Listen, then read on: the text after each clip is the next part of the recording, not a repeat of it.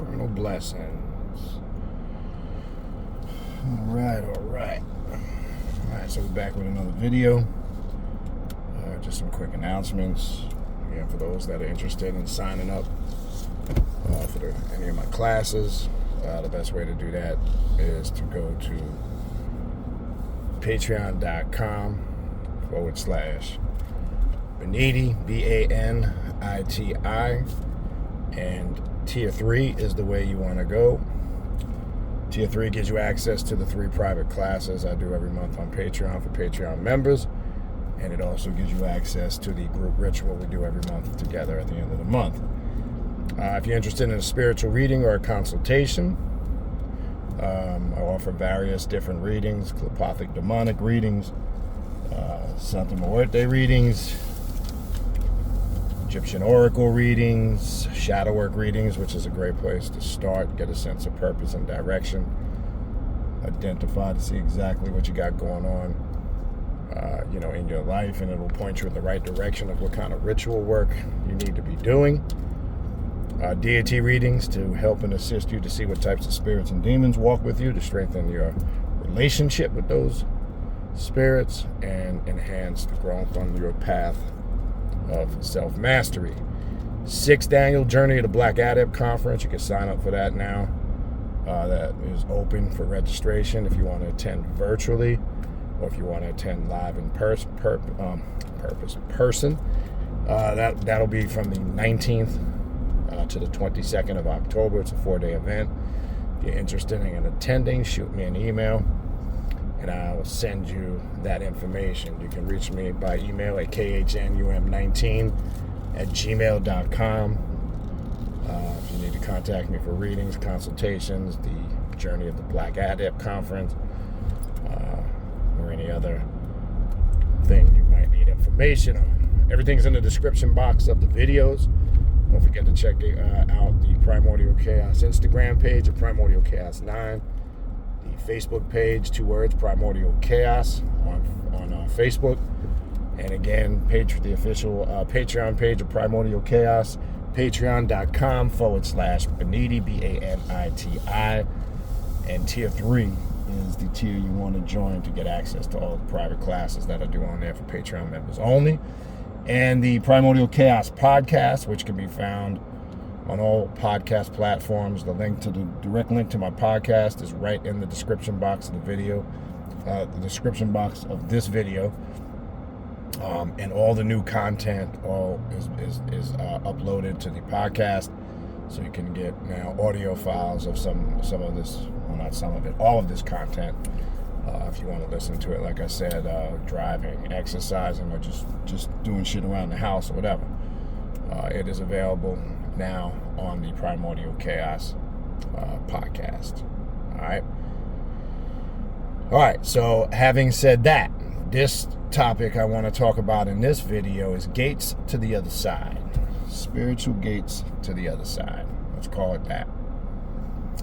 How does one connect, quote unquote? And remember, we're using terminology, we're using verbiage that people as a whole can connect with. It's a little bit more detailed than, just how simplistic it may sound on the surface. And I know it's not. I know many people know it's not simple, but maybe to those that are coming across something like this for the first time. In order to really grow on this path, in order to really take it to the next level or plateau, you're going to have to include or get to the point in your ritual work where, you hear me always use the term, to connect with things of a higher spiritual nature, you must vibrate or accelerate through your ritual work outside of person, place, or thing. This is where you're going to get the answers to a lot of the mysteries of life and death, spiritual things you always had questions on. It's going to unlock a lot of the hidden or unknown of the spiritual realm, the void, the abyss, And all of these things that we've been on a journey for so long on our spiritual path that we need answers to. Because you're going to really learn when you tap in. The problem why some of us who've been around for years and have more of a history maybe than younger people, this is why when we look back on our journey, this is why we experimented with different spiritual systems. We were in different spiritual systems for X amount of time, and we outgrew them, and we left them and went to something else. We outgrew that, went to something else, so forth and so on, and then now we're here, okay?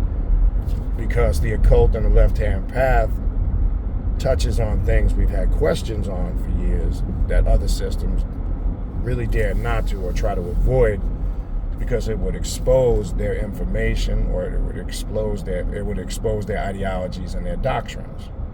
Okay? So when we talk about the term connecting to spiritual gates to the other side, how does one do that? Right?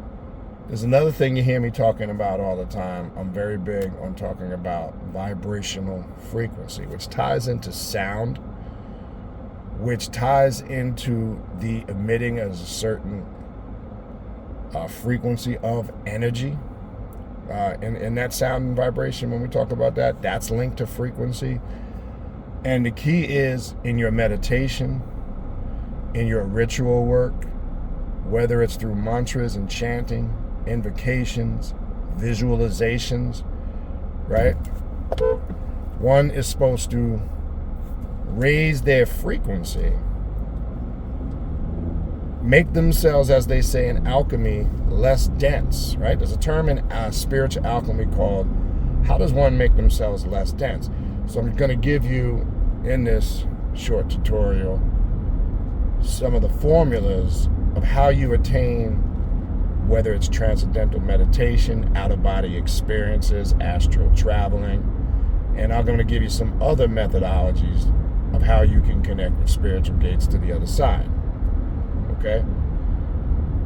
But your goal, in order to take it to that level, one has to really work on making themselves, as spiritual alchemy talks about, less dense. Which means you have to get all facets of yourself in order to the best of your ability and harmonized, so you can tap into these frequencies and these energies and these vibrations. But when you're overcome by everything in your mundane life, a lot of turmoil, you're being devoured by chaos, everything is amok, where you don't have any control over anything or anything harmonized. It does start first and foremost with what you got going on in your mundane life, because that does, to a certain level and degree, transition to what's going on in your spiritual life, and it could affect it good or bad. Okay? So once we get,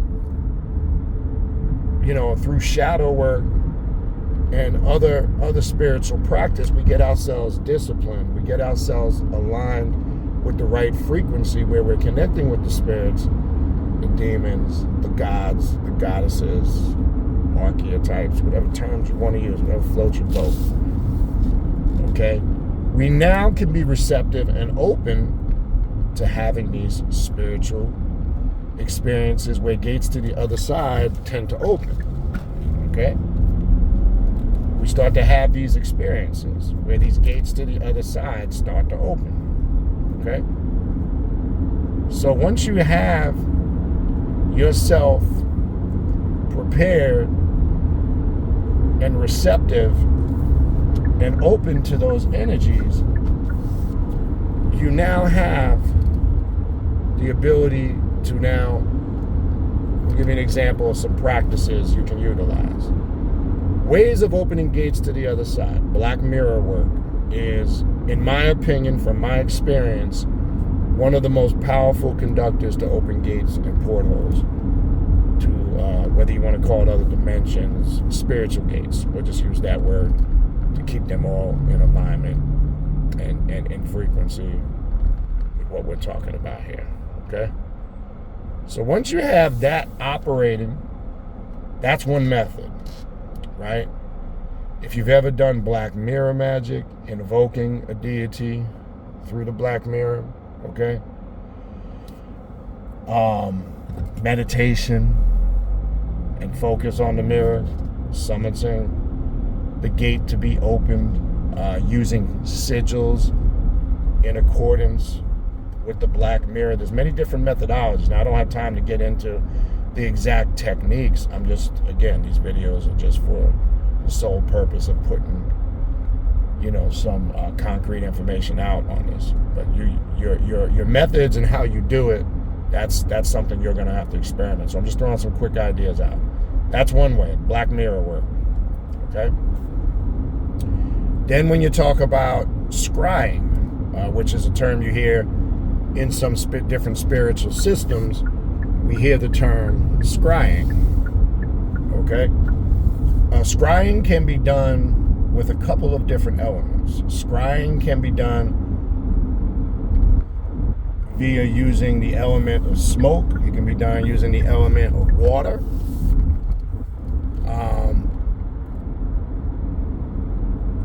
Really, any four of those, any one of those elements, and I'm going to focus mainly on fire and water. I don't use water too much, but best ways to scry, and there's a lot of books, a lot of information on scrying. This is another powerful method of opening a gate or a porthole to another dimension, or opening them astral gates to what we're calling, quote unquote, the spiritual realm. Okay. Now, I always recommend when people scry. Now, also another method of scrying I want to throw in there. Some people use obsidian crystal balls or a regular traditional crystal ball. That can be utilized too. Okay. I always recommend, though, when you scry, to put a black hood or black cloth or sheet over your head to block out your peripheral, right?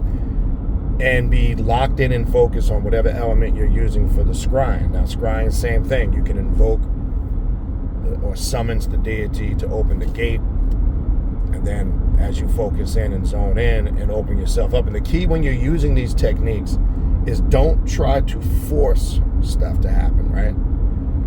Don't try to influence the experience. Well, really that applies to anything across the board with ritual work. Don't try to influence the experience.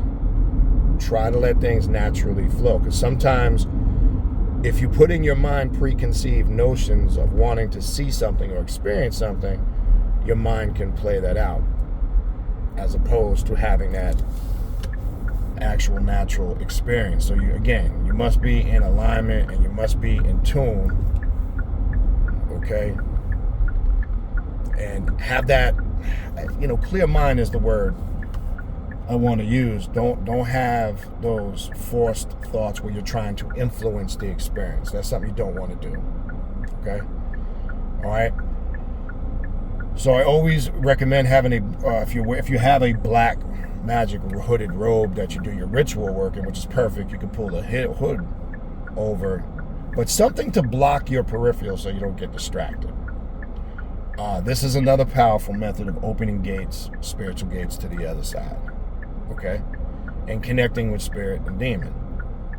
Or gods, goddesses, whatever terms you want to use. Now, I will also tell you this, quick disclaimer. Be careful what you're opening and how you're opening it. And I want to also put this in there. Make sure when you're finished working with the spirit you summon, whether you're pulling that spirit through to connect on this side or whether you're going through, as I said before, with my personal daemon, I use the black mirror as a porthole and a gate that I go through to connect and communicate with my personal daemon. And there's also the reverse, where you can pull spirits through these portholes or gates. So I'm now speaking directly to the point of when you pull a spirit through the gate, make sure when you are finished, you are clear that you are finished, and you properly send that spirit back through that gate. This is very critical and important with the jinn, and I've mentioned this before, even in a recent video. Jinn spirits, when people summons them and pull them into their domain, their altar space, their ritual space, what tends to happen, and when you start to understand the character and the nature of spirits, they all are a bit different in the sense of how they operate and how they work. But one thing that stands out working with jinn spirits, if you've worked with the jinn, if you don't send them back through the gate properly, they tend to linger around, and they tend to cause all different types of phenomenon and disturbances, whether that's in your living domain, your personal life, etc. It is very important that when you are finished, that you again send those spirits back through the gate and make it clear that you're finished. Okay? It's always important. We talked about in a recent video a week or so ago, the understanding of cleansing your ritual space, not because you're banishing or destroying anything, but you're changing the spiritual vibration. Because banishing means, when you say you're banishing or destroying something in its totality, you're not banishing or destroying any spirit in its totality. In essence, you are changing the vibrational frequency and the energy. So remember, your ritual space will still have some residual or residue energy of that spirit when you transition into doing different work. So you're altering the energy of your space. Because remember, as I said before, you cannot destroy or banish energy, because that's what these spirits are, but you can manipulate it and change it. That's, again, the reason why I said I don't do banishing. Okay?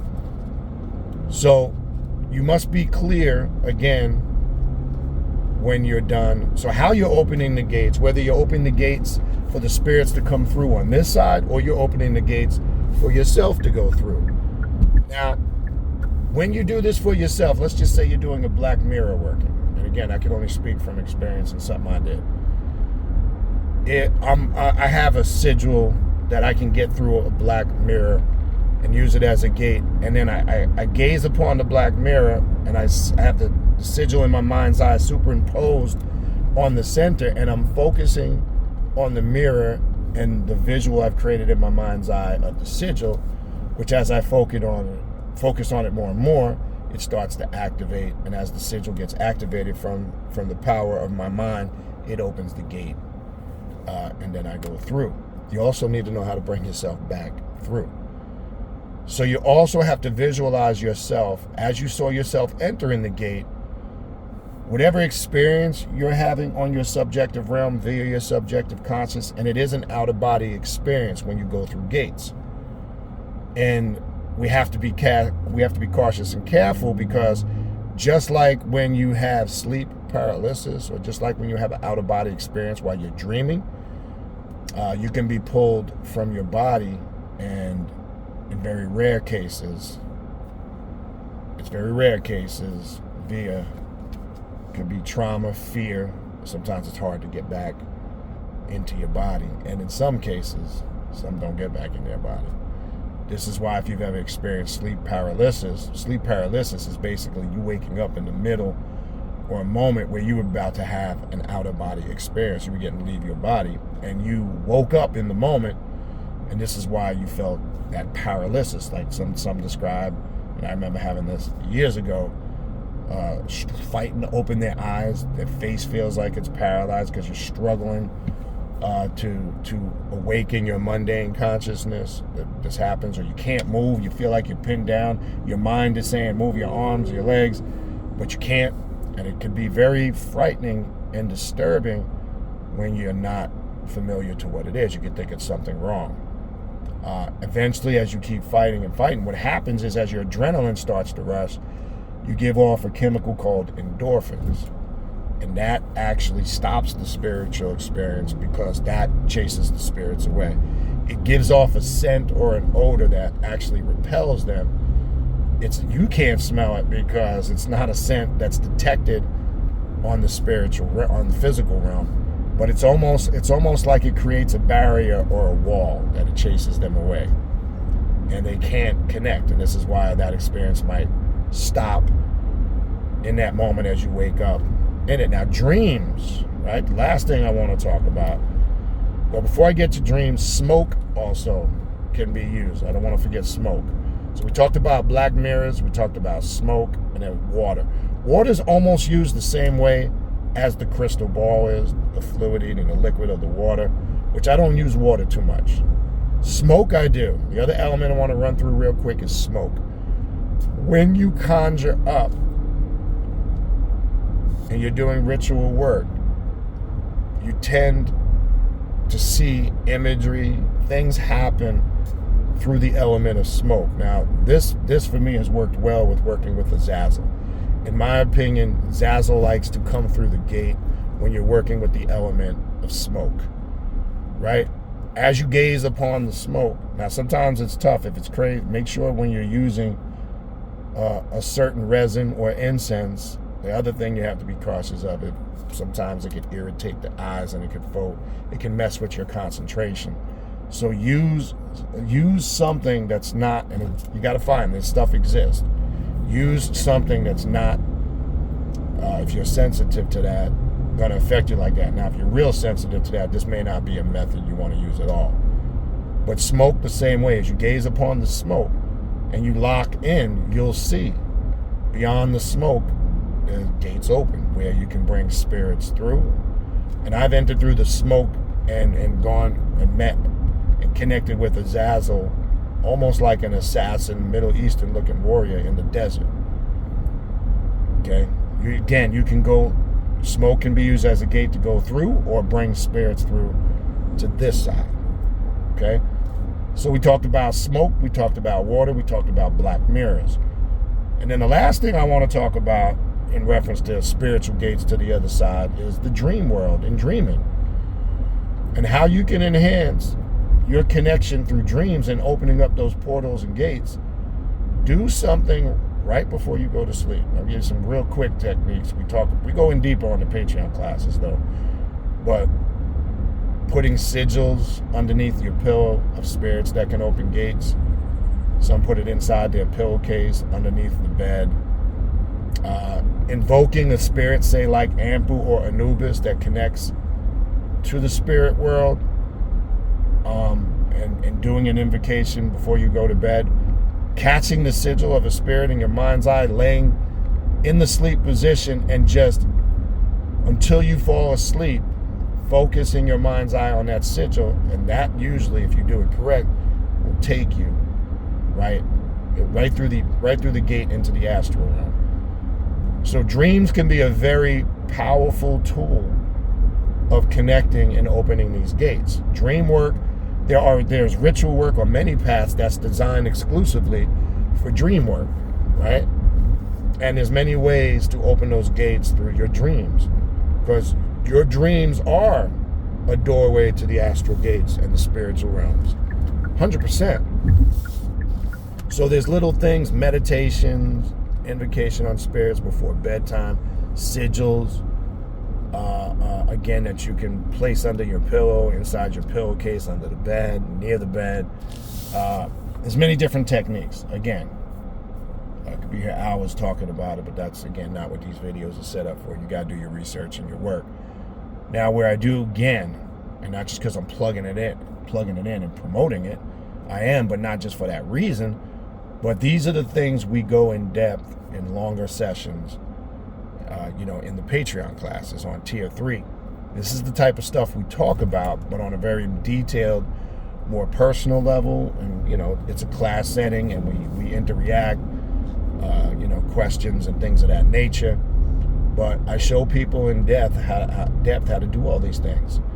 And we have an upcoming class this Thursday night on Patreon. I think it's the Clepothic Sorcery class, if I'm not mistaken, or the Luciferian class. I gotta look it up. So much stuff going on. But it's one of those two classes this upcoming Thursday night, 8 p.m. Eastern Standard Time. And like in classes like the Luciferian Magic and Self-Mastery class, Clepothic Sorcery, these are the things, these are the techniques and the arts that we master.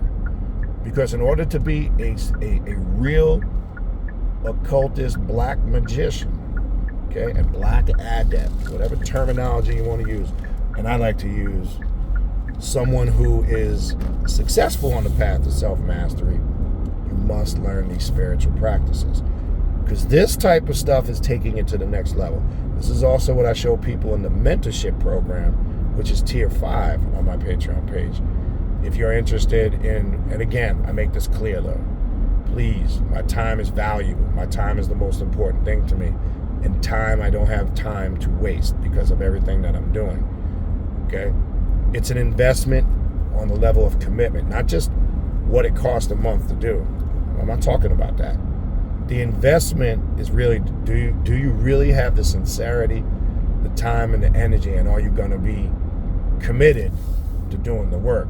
I take the mentorship program very seriously because, one, I don't want to waste your time, and I'm sure most grown-ass adults in this day and time, we're busy.